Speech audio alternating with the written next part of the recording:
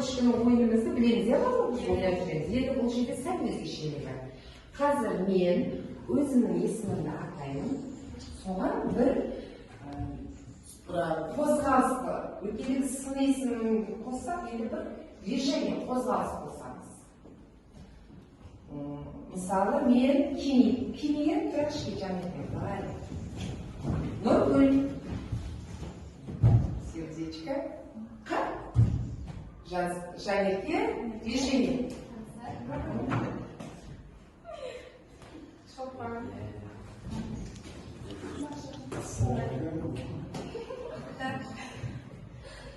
Движение.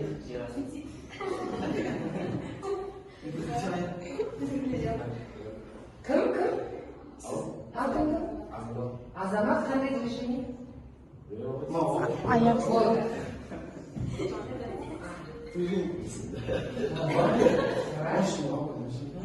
Ama süresi baş. Şuraya. Дирекші ғой. Енді бар қайталаушы үшін Нұргүл, Жанерке, Ансар, Тайшолпан дейді.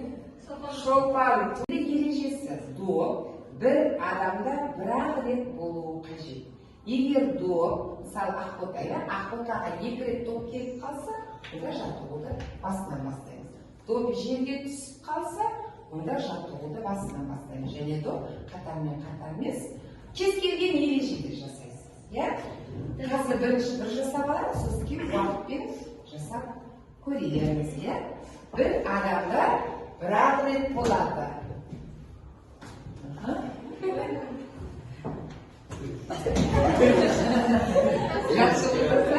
Biz basından bastayız ya.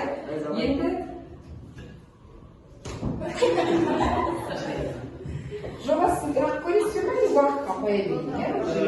20 секундта осы қатысушының барлығында доп бір реттен болуы қажет. Не? Мұқият тыңдағаныңыз. Не істеуіңіз қажет осы жаттығу бойынша? Сіздің міндетіңіз келесі сұраққа жауап беру. Алғашқы 4 сабақ кезінде 703-ші кабинетте